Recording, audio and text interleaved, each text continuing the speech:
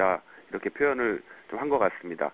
그러니까 미국의 경제 상황이나 유로존 위기에 대해서 걱정거리가 많았던 그 당시에 하고는 다르게 이제 그 뒤로는 경제 지표나 유로존 상황이 좀 많이 좋아졌다 이렇게 표현을 했는데요. 미국의 경제 성장세가 여전히 만족스럽지는 않지만 2%대 내외 2%대 성장률을 보이는 정도라면 아마 추가 부양책을 제공하기는 어렵다. 이렇게 아마 블라드 총재가 발언을 한 것 같아요. 그래서 미국의 경제 성장률이 2분기 때 1.5%로 떨어졌지만 3분기에는 그 2%대 위로 올라설 것이라는 관측이 일반적이거든요. 따라서 블라드 총재라는 분이 지난 2010년도에 QE2 도입 당시에도 누구보다도 앞장섰던 인물로 이제 알려져 있는 그런 분이기 때문에 이번 발언에도 좀 무게가 있다라고 판단해 볼 수가 있겠고요. 따라서 기대했던 그 QE3에 대한 기대감이 다소 좀 둔화가 되면서 글로벌 증시가 일제히 좀 조정을 받는 그런 모습이라고 설명을 좀 드리겠고요. 국내 시장만 보면 일단 저점 대비해서 현재 200포인트 가까운 상승을 보였었습니다.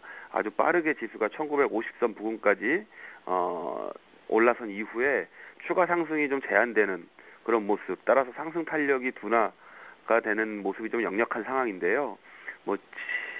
지수라는 것은 지수가 추가적으로 더 올라가지 못하면 일정 부분은 조정을 받거나 하락해서 그리고 나서 또 승부르기를 하는 것이 일반적인데 탄력 저하의 어떤 직접적인 원인을 좀 보자면 수급 여건의 변화에서도 좀 찾아볼 수가 있습니다.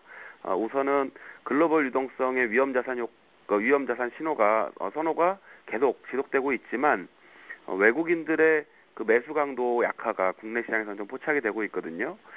지난 한 달 가까운 시간 동안 프로그램 매수에 의존한 부분이 좀 컸어요. 그래서 베이시스가 상당히 좀 지금 최근에 조금 축소가 되는 영향이 직접적이라고 말씀을 드릴 수가 있겠지만 금액상으로만 봐도 지난주에는 1조 5,600억 정도 순매수를 기록을 했었는데요.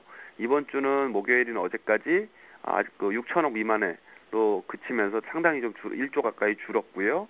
반대로 또 오늘은 외국인들이 조금 전에 보니까 이제 14거래일 만에 매도세로 전환을 했는데 1,400억 이상 이렇게 좀 순매도를 하고 있는 그런 모습입니다. 그리고 그 밖에 외국인을 또 제외하고 보더라도 기관도 상당히 좀 소극적인 그런 모습을 좀 보여주고 있고요. 따라서 당분간 그 수급의 주체였던 외국인들의 적극적인 매수가 확대되지 않는다면, 시장은 좀 방향성을 좀 잃고 어떤 소강 국면에서 그 다음 이제 지수의 방향성 탐색 과정이 나타나지 않을까 이렇게 좀 예상해 볼 수가 있겠고요. 하지만 제 개인적인 그 소신도 그렇고 아직까지는 국내 시장이 추가적인 반등 가능성이 더 높다. 추가적인 반등의 가능성을 열어놓고 대응하신 것이 좋겠다라는 생각이고요. 무엇보다도 조정 국면에서 주된 요인으로 작용했던 어떤 유럽발 재정위기라든지 그 미국이나 중국의 어떤 글로벌 경기 모멘텀의 둔화 이런 우려감이 시간이 지나면서 상당 부분 좀 해소가 되고 완화가 되고 있거든요. 그래서 이런 측면에서 좀 접근해 볼 필요가 있겠고 국내 증시에 대한 외국인 투자자들의 순매수 기조 또 역시 기존의 악재와 호재가 지금 계속되면서 그 반복이 되면서 시장이 엎치락뒤치락 하고 있지만 결국에는 코스피의 조정은 단기 급반등에 따른 어떤 기술적인 측면으로 현재는 보시는 것이 맞지 않나 생각이 듭니다. 일단 지수 21선이 위치하고 있는 1910포인트 정도 되겠는데요.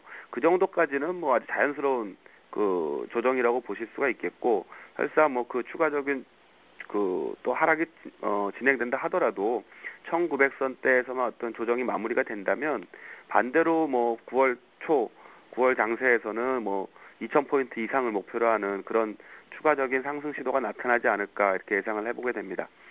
현재 구간에서는 그 조정 국면에서 수급의 주도권을 쥐고 있는 그 외국인들의 매매를 좀 주시해 볼 필요가 있겠고요.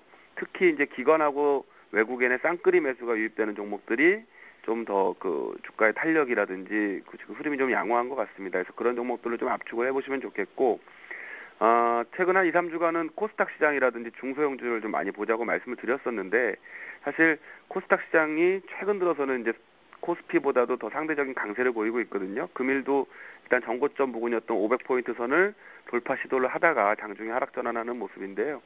단기적으로는 조금 과열되는 양상, 단기 급등했던 종목들이 좀 많이 보이고 있습니다. 그래서 지나친 추격 매수보다는 뭐 보유 종목을 비중을 좀 줄여가시거나 한 템포 쉬어가시면서 그런 과열된 종목들은 좀 접근하시는 것이 어떤가 이렇게 말씀드리겠습니다. 예. 1900선 초반이 지지되면은 코스피도 다시 반등할 수 있다 하셨는데 오늘 개인들이 한 2천억 정도 순매수면 정말 오래간만에 많이 사는 거거든요. 코스피 쪽에 오늘 대형주 일부 매수해도 좋다고 보시는지 아직 지지가 확인이 안 된 시점이잖아요. 중소형주 가운데 약간 적당한 가격에 산다면 어떤 종목이 좋습니까? 네, 뭐 시장 대응도 앞서서 방송하신 연구원님하고도 좀 비슷한 생각인데요. 지수 대형주들은 아직 방향성이 뚜렷하게 나온 게 아니기 때문에 추가적인 조정이 이어질 때 뭐 분할 매수 정도 하는 전략 또는 이제 뭐 관망하면서 향후의 흐름을 좀 변곡점을 확인하면서 접근하시는 것이 좋을 것 같고요. 저도 오늘은 이제 뭐 관심 업종을 좀 줄이고 종목들도 좀 축소하고 현금 비중을 좀 50%까지 좀 늘려보자 이렇게 좀 말씀을 드리겠는데 종목은 조금 일부 변화를 좀 줘봤습니다. 그래서 IT는 한 20%, 그래서 LG전자와 또 개별 종목 중에서는 크루셜텍 말씀드리겠는데, 크루셜텍을 보시면 현재 시장에서 이슈가 되고 있는 지문인식 기술을 보유하고 있는 기업이거든요. 그래서 앞으로 실적이 좀 개선된다면 본격적으로 지수가 좀 주가가 좀 반등할 수 있는 영역에 들어와 있지 않는가 생각이 들고요. 기술적으로 저점에서 반등한 이후에 조정을 좀 거치면 추가적인 상승이 가능해 보이는 그런 구간이 되겠고, 화학 업종 내에서는 SKC와 애경유화 역시 그러니까 뭐 외국인들이나 기관이 꾸준히 매수하는 종목들로 관심을 갖고 있는데요. 지난주에 말씀드렸던 애경유화는 주가 흐름이 뭐 양호하기 때문에 계속적으로 좀 관심을 가져보겠고, SKC의 경우에는 최근에 제품 판매량이 증가하면서 3분기 또 4분기로 갈수록 뭐 증설 효과라든지 이런 것들로 해서 영업이익이라든지 매출이 상당히 좀 늘어날 것 같습니다. 이익 모멘텀 차원에서 접근이 유효하겠고요. 또 수급적으로도 외국인들과 기관이 꾸준히 매수하고 있다는 점은 좀 긍정적으로 보시면 될 것 같습니다. 예, 그렇군요. 이제 뭐 슬슬슬 담는 대형주 정도 외에는 중소형주에 좀 집중하는 전략 얘기하고 계십니다. 포트에 이제 비중을 좀 담으신다면 비중은 각각 어느 정도? 네, IT는 한 20% 정도, 그리고 화학업종은 한 30%고요. 네. 나머지 이제 현금을 가지고 시장의 방향성을 좀 확인하면서, 그리고 그 조정을 받고 있는 종목들 중심으로는 저가에서 적당한 매수기에 다시 한번 주식을 한번 사보는 전략을 가지고 대응할 예정입니다. 예, 좋습니다. 지난주에 이미 화학 가운데 조금 중소형에 해당하는 애경, 유화 언급하셨는데 많이 수익이 난 상황이죠. 오늘은 또 IT의 중소형주 크루셜텍에 대해서 설명을 좀 들어봤습니다. 교보증권 목동지점 이진행 지점장님 분석이었습니다. 감사합니다. 네, 감사합니다.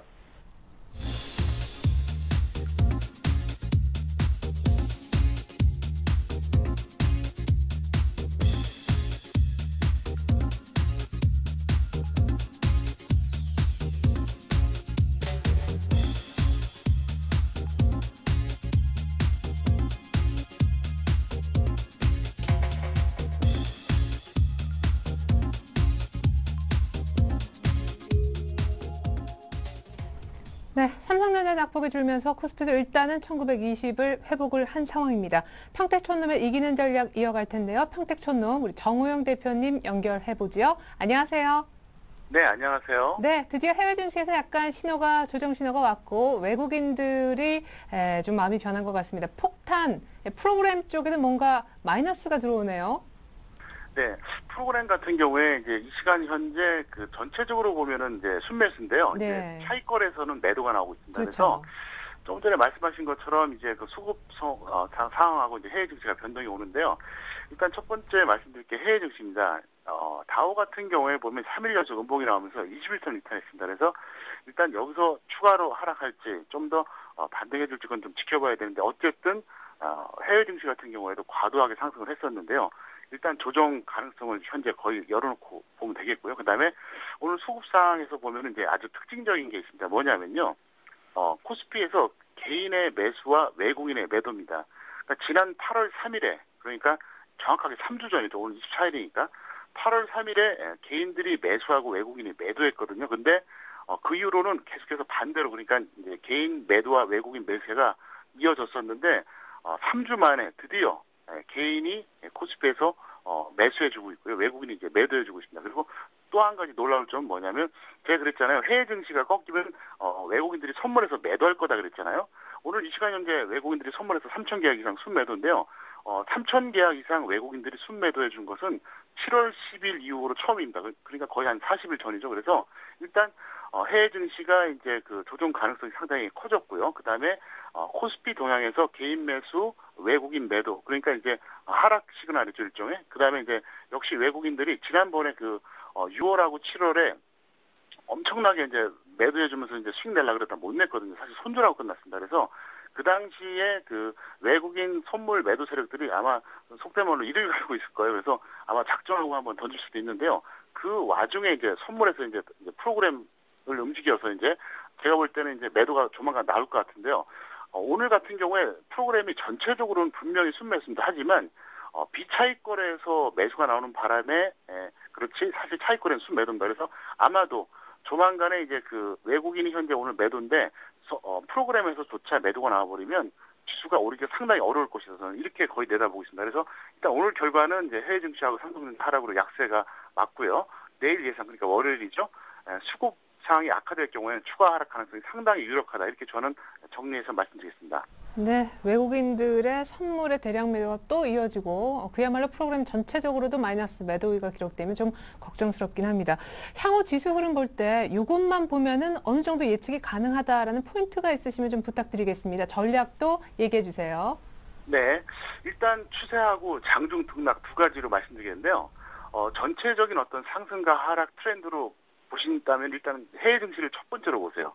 그 다음에 삼성전자 등락입니다. 그래서 왜 해외 증시가 되냐면은 해외 증시에 따라서 일단 외국인 선물 매도 세력들이 움직일 가능성이 상당히 높아요. 그러면 그 외국인 선물 매도가 나타나면 다시 그게 또 프로그램으로 연결되거든요. 그러니까 쉽게 말하면은 악순환 사이클이 반복되죠. 해외 증시 하락, 외국인의 선물 매도, 그다음에 프로그램 매도 이렇게 반복되기 때문에 해외 증시가 단순히 심리적으로만 영향을 미치는 게 아니라 수급상에 엄청나게 영향을 미치니까 일단 첫 번째로 보시겠고요. 두 번째가 뭐냐? 역시 삼성전자입니다. 외국인들이 아무리 매도해도 삼성전자 혼자서 미쳐서 올라가 버리면 지수는 반등 나옵니다. 반대로 외국인들이 아무리 매도가 안 나와도 삼성전자가 하락하는 날은 여지없이 우리나라가 빠졌잖아요. 그래서 추세를 볼 때는 해외 증시하고 삼성전자 두 가지를 보시기 바라겠고요. 그다음에 장중 등락을 보실 때 뭐냐? 역시 첫 번째가 프로그램, 두 번째가 외국인의 코스피 매매 동향이 되겠고요. 그다음에 전략은요, 뭐 그대로입니다. 이렇게 해주시기 바랍니다. 어제 제가 분명히 그랬죠. 전일 조언으로서는 무조건 직장인은 0%, 저는 25% 하자 그랬었는데 금일 조언도 뭐 똑같습니다. 오늘은 반드시라는 표현을 쓰겠습니다. 그래서 반드시 직장인 0%, 저는 25% 해주시겠는데요. 뭐 무조건이든 반드시 이게 부사어거든요. 부사어는 뭡니까? 용어를 수식하는 건데 어쨌든 강력하게 무조건 하라는 이런 뜻입니다. 그래서 그렇게 좀 꼭 해주시기 바라겠고요. 그다음에 포트폴리오 구성 기준은 자 코스피가 1900선 이탈하게 되면 코스닥도 관망하시기 바랍니다. 제가 분명히 어제 말씀드렸어요. 코스피가 1900이 지지가 될 때는 코스닥 순환매가 나온다. 다만 이탈하면 같이 무너진다. 그리고 누차 말씀드렸던 대로 코스닥이라고 하는 시장은 코스피에 대한 어떤 종속 변수에 불과하기 때문에 반드시 그걸 체크해달라. 그리고 코덱스 인버스는 현금으로 계산해서 여러분들이 충분히 그렇게 좀 대응을 해달라 이렇게 좀 설명을 드리겠습니다. 네, 그리고 금일 특징 종목으로요. 삼성전자 얘기를 안 들어볼 수가 없는데 애플한테 특허 소송에서 이제 안방에서는 이겼습니다만은 미국 소송이 남아 있어서일까요? 왜 이렇게 플러스권으로 못 올라서고 있나요? 예, 근데 저는 이렇게 보고 있습니다. 그 삼성전자라고 하는 기업이 사실 중소기업이 아니거든요. 그리고 이제 소송 관련된 게 어제 오늘이 일이 아닌데 장중에 어떤 영향을 미칠지 모르겠지만 추세하고는 전혀 관계가 없다고 생각합니다. 그래서 일단 삼성전자에 대한 것은 글로벌 증시하고 국내 증시의 어떤 그 수급 메커니즘으로 해석하시는 게 낫겠고요. 저는 그 측면에서는 그렇게 걱정을 안 합니다. 왜냐하면 삼성이기 때문에 저는 충분히 대응 전략이 짜여져 있다고 보고 있겠고요. 자, 특징 종목 점검해드린 차원에서 말씀드리겠는데요. 지난번에 제가 135만 원대 정회에서 고점 매도하라고 분명히 얘기했습니다. 그리고 나서 현재 128만 원 가리키고 있는데요. 저는 일단 이렇게 보고 있습니다. 125만 원은 이탈할 건 거의 확실하겠다고 보고 있습니다. 그래서 그게 뭐 다음 주가 되든 언제가 되든 저는 125만 원 무조건 깨진다고 보는데요. 다만 제가 정말 우려하는 게 뭐냐면 120만 원도 깨질까 말까 그걸 지금 고민하고 있는데 현재 125만 원은 확실하게 깨진다고 저는 확신하고 있고요. 120만 원은 다음 주 동향을 보면서 제가 다시 한번 말씀드리겠고요. 또 제가 참고로 이제 어제 그 종가 전략으로 이제 문재인주를 오늘 반드시 던지라고 그랬고요. 오늘 아침 방송에서도 문재인주를 분명히 던지라고 했었는데 이 시간 현재 굉장히 혼조세가 나타나고 있습니다. 그래서 일단 아직까지 홀딩하신 분들은 종가 전에 또는 종가에 반드시 매도해 주기를 제가 부탁을 좀 드리겠습니다. 네, 거의 뭐 고점에서 정확히 예상을 해 주신 것 같습니다. 무엇보다 삼성전자가 125만 원 이탈이 확실하고 코스피가 이번 조정에서 1900이 확실히 깨진다면 역시 인버스가 좀 주요할 것 같은데 인버스를 얼마 전에 얘기해 주셨잖아요. AS 부탁드릴게요. 네, 인버스 같은 경우에는 제가 이제 8월 20일에 이제 7,500원 전후에서 추천해 드렸었는데요.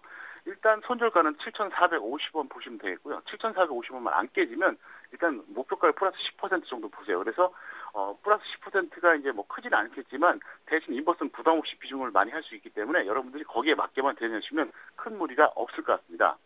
네, 주옥 같은 우리 정 대표님 얘기 방송 시간 관계상 조금밖에 들을 수가 없는데 특별한 강연회가 이번 주 토요일 오전에 계획돼 있으시다고요? 네, 이번 강의는 교육과 정보와 상담 세 가지를 다 혼용해서 말씀드리겠는데요. 내용을 제가 말씀드릴게요. 제가 그 작년 가을에 1650선 바닥, 올해 봄에 2050선 고점, 그리고 올 여름에 1762.50 저점 정확하게 저는 맞췄습니다. 근데 그 과정을 제가 한번 강의로서 설명드리겠고요. 그 다음에 참고로 이제 업종이라든가 종목에 대해서 이제 추천을 드리겠는데요. 어쨌든 이번 강연에는 그동안에 그 일방적으로 전달했던 방식 중에서 그냥 평범한 게 아니라 정말로 여러분들이 듣고 싶어하는 어떤 핵심 노하우를 한번 멋지게 강의를 해드리겠습니다. 시황 분석 노하우를 알려주시는 거죠? 네, 그렇습니다. 네, 좋습니다. 지금까지 평택촌농 정호영 대표님 마감 전략까지 들어봤습니다. 감사합니다. 네, 감사합니다.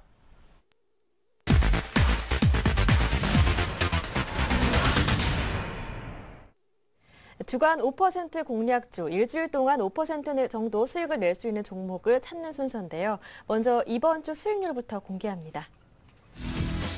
HMC투자증권 박지훈 과장의 이수페타 지수는 아쉽게도 수요일에 손절가 터치했습니다.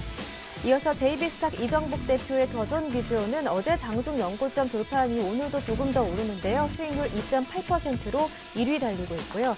아이러브스탁 전진우 팀장의 한국전자인증 2.1%로 수익률 현재 2위입니다.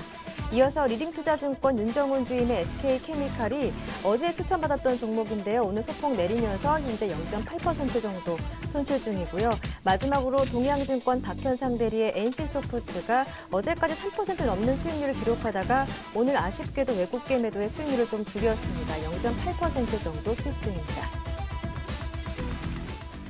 네, 이 가운데 오늘은 동양증권 박현상 대리 전화 연결해서 자세한 종목 이야기 나눠보겠습니다. 안녕하세요. 네, 안녕하세요. 아쉽게도 다시 매수 가격 부근으로 내려왔습니다. 목표 가격 재도전이 가능하다면 지금 매수 가격에서 다시 한번 매수해보는 것도 괜찮을지요? 예, 지난주에 말씀을 드린 것처럼 NC소프트의 추천 논리는 2분기 악재를 소멸하고 어떻게 보면은 다시 한번 3분기의 영광을 시연할 수 있다는 목적하에 NC소프트를 추천을 드렸었고요.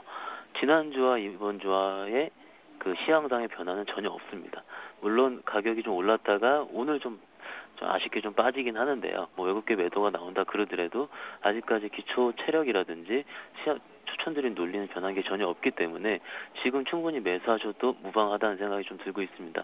역시 전고점 부근이 26만 5천 원까지 충분히 가능해 보이고요. 그리고 같은 경우도 손절가 역시 22만 원 지난번과 동일합니다. 그러니까 들고 있으신 분들 같은 경우는 꼭 홀딩 하셔가지고 26만 5천 원 부분까지 꼭 수익 전략까지 같이 말씀드릴 수가 있겠고요. 오늘은 또 다른 종목을 좀 들고 왔는데 아시다시피 바이오랜드입니다. 바이오랜드 오늘 좀 시장에 좀 주목을 받았던 종목이고요. 아시다시피 화장품 원료 시장, 특히 생물산업 화장품 원료 시장에서 49% 정도의 점유율을 가지고 있는 회사입니다. 최근에 그 화장품 쪽, 특히 중국 내수 시장을 겨냥한 어떻게 보면 그쪽 매출액이 증가가 되면서 기능성 화장품 시장의 성장을 통해서 원료 시장 내 지배력 강화가 충분히 될 전망이고요.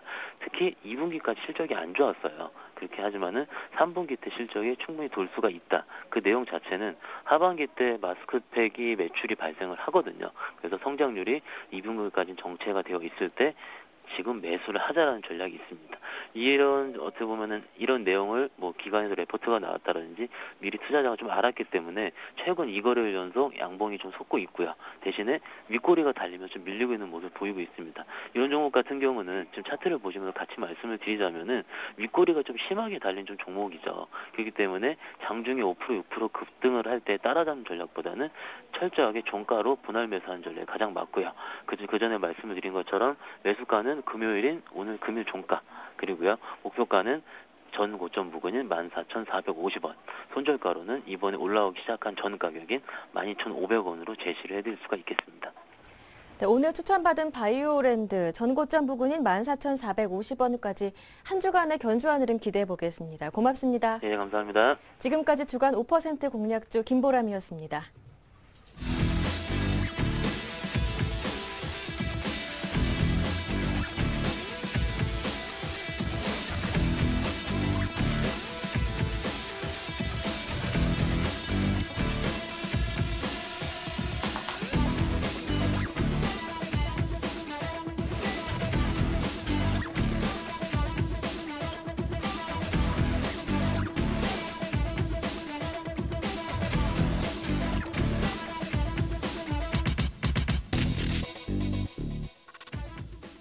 네, 이번 주 주봉이 만들어지는 날 장 마감 20여 분밖에 남지 않았는데요. 코스피가 그래도 저점 대비 10포인트가량은 위쪽으로 올려서 1925까지 낙폭을 많이 줄이고 있습니다. 마감 전략 다시 한번 짜보고요. 포트폴리오 얘기도 한번 들어볼게요. 동양증권 영업부의 권영문 차장님 함께해 주시겠습니다. 안녕하세요. 네, 안녕하십니까.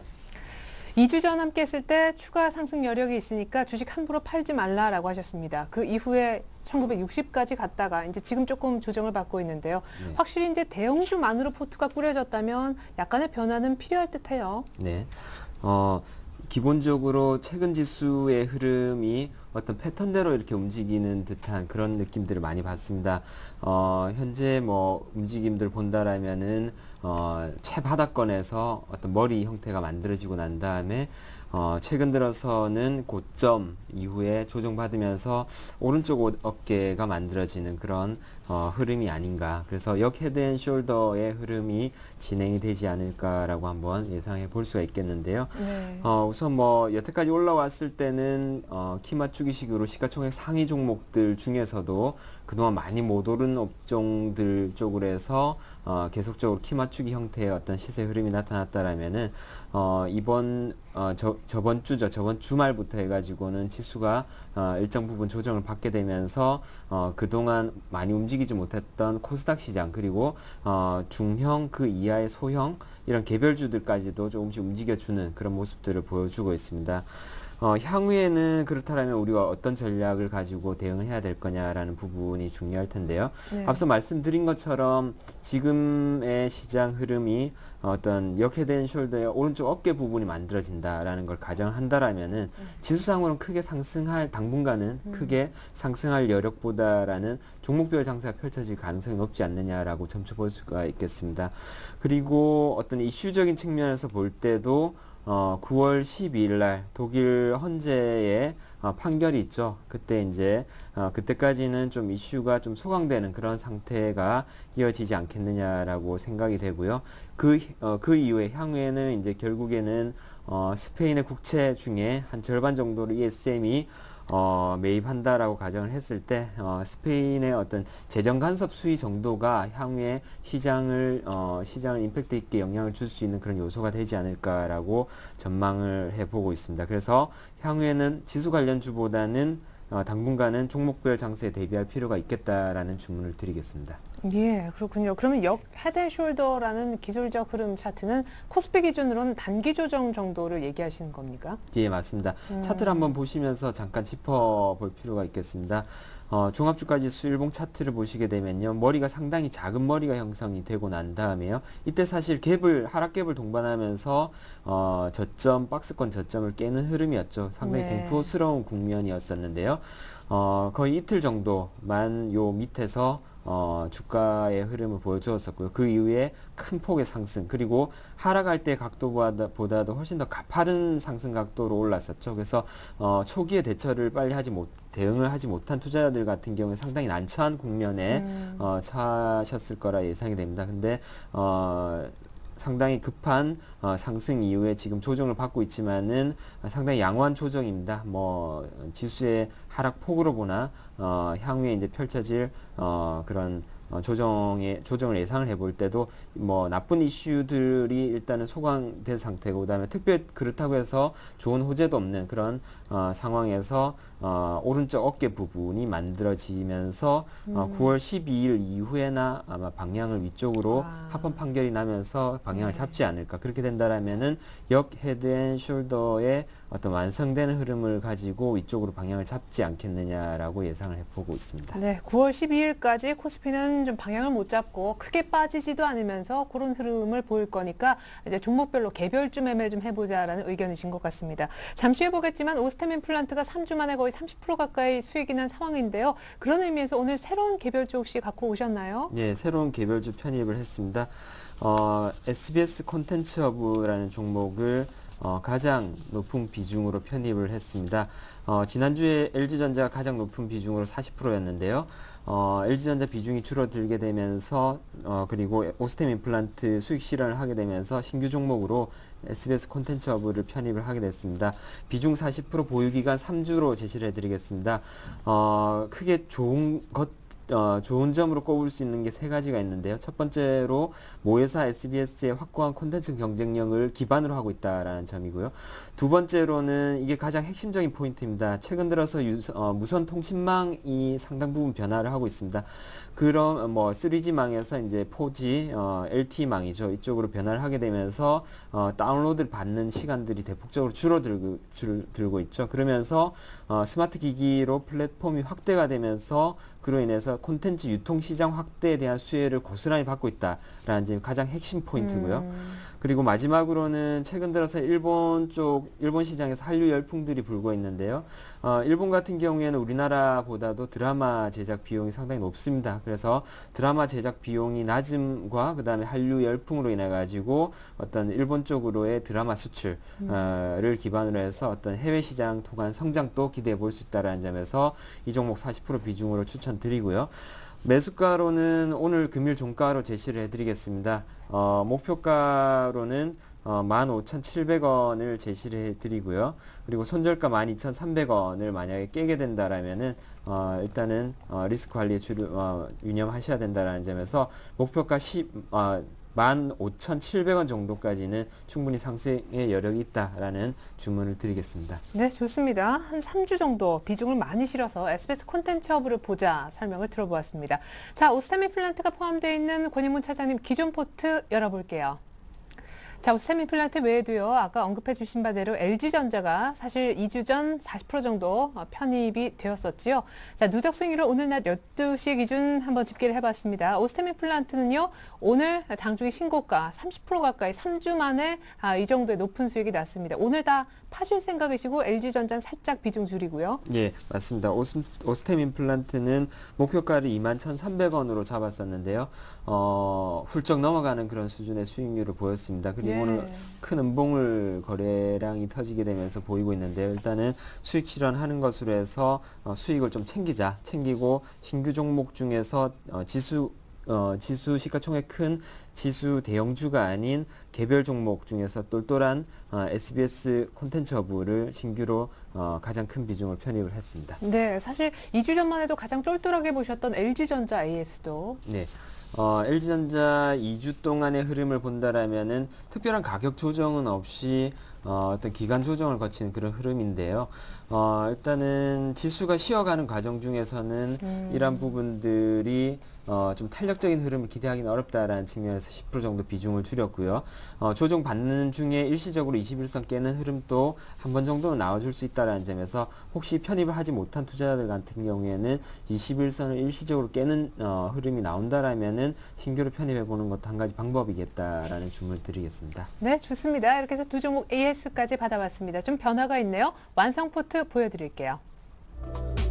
네, 우리 동양증권 권영문 차장님의 완성본입니다. LG전자 10% 정도 비중 줄였습니다. 지수 정체 국면에 역시 지수 관련주이기 때문이죠. 오늘 SBS 콘텐츠허브를 40% 공격적으로 실어주셨는데요. 오스템 임플란트 거의 한 30% 정도 수익 보고 판 결과입니다. 자, SBS 콘텐츠허브는요, SBS라는 모회사, 스마트기기, 해외 시장 모멘텀 세 가지 생각하시고요. 오늘 종가의 매수 목표가는 15,700원, 손절가는 이전 박스권 상단으로 12,300원 제시해 주셨습니다. 네, SBS 콘텐츠 허브 다음 주 시간에 높은 수익 날길 기대하겠습니다. 지금까지 도움 말씀의 권영문 차장이었습니다. 감사합니다. 네, 감사합니다. 네, 1920선은 회복할 듯 싶네요. 외국인들이 돌아선 것이 조금 아쉬운 날이지만요. 잠시 후 종가 들고 2부로 다시 오겠습니다. 고맙습니다.